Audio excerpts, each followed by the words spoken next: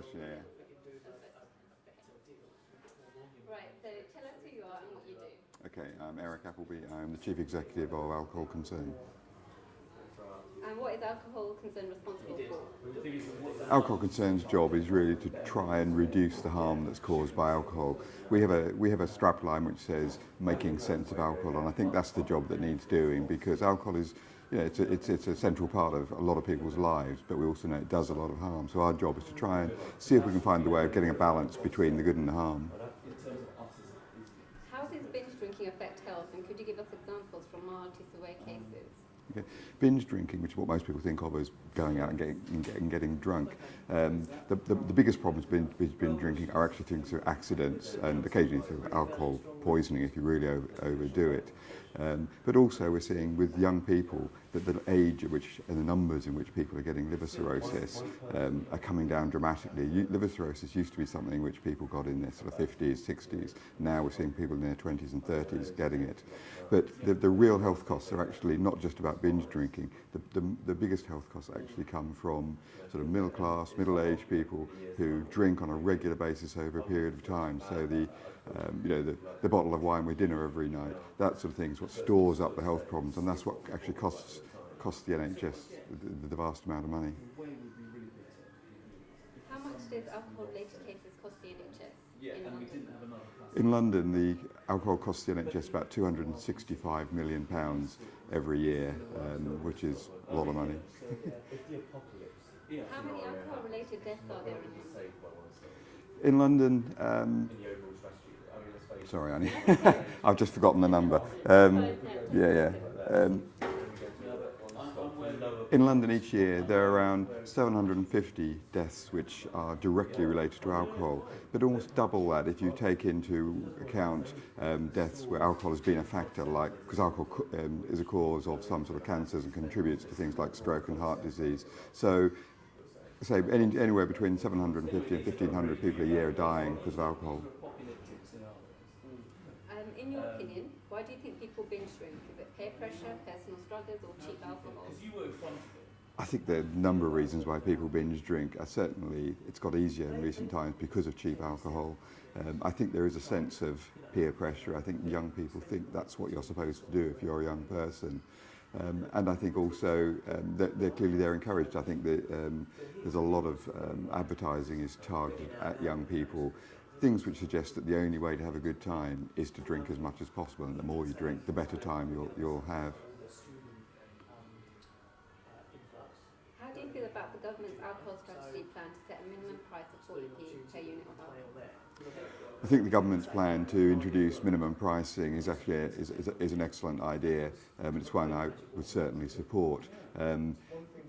The fact that the minimum price is being set won't affect the majority of drinks that people buy. What it will affect is the very cheap drinks, which are exactly the drinks that young people who often underage will get their hands on in order to drink at home before they go out and get hammered before they go out for the evening. So it'll be certain things like particular white ciders, very cheap own brand vodkas. Those are the drinks that will be hit, and those are the drinks which are contributing massively to the sort of problems that we see on our streets on Friday and Saturday night. Do you think making alcohol less affordable will effectively stop binge drinking? I don't think making alcohol less affordable will totally stop binge drinking. What we do know from research over a number of years is that affordability does affect levels of consumption. So if you make it less affordable, then less alcohol will be bought and less alcohol will be drunk. That's not going to wipe out binge drinking on its own, but it can contribute to that. I think binge drinking is a sort of cultural phenomenon we have, and it's going to take a while before we could find the way of eliminating that, if we ever can, which we probably can't. What is your view on those who do drink responsibly, but they will have to pay more for their drink, even though they aren't the problem? Well, I think those who drink responsibly won't find themselves paying more for their drink, or if they do, it'll be a matter of a few pence a week, because the minimum pricing will only affect a very small range of drinks. But those people who do drink responsibly will actually, in the end of the day, save money, because by introducing minimum pricing, we're going to save money on that those people are paying to the NHS for all the costs that are associated with it. I would say yes, that's but that'd be first option for me. If you could find if you get definite for it. By increasing the price of alcohol in a strategy to reduce binge drinking, are we just assuming that all binge drinkers are poor from a lower working class? Not at all, no. Except that often the sort of the binge drinkers are young people who obviously have less disposable income. Of course, there's a whole range. I mean, in fact, the most drinking is done by people in the highest income brackets. I think the unfortunate fact is that whereas people in sort of the well-off people do most of the drinking, the worst effects are felt by people in lower income classes because of other issues like health inequalities, because they're also more likely to be the victims of crime. So it's, I'm afraid it's one of those situations where the rich that gets the pleasure and the poor that get the blaming and the problems.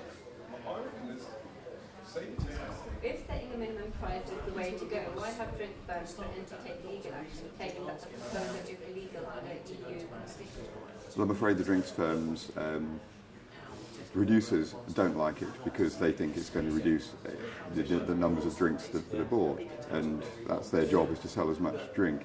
I'm afraid that the suggestion that it's illegal under EU law is clutching at straws, because there have been a number of questions in the EU to establish this, and it's clear that it's not illegal as long as it's not done on a discriminatory basis. In fact, what we need to know is that about 70% of publicans actually strongly support this, as do some of the other retailers as well. So this is not an unpopular measure, but it's one that drinks producers are against, and therefore they're using their power to actually raise an argument, which is in many cases is actually false.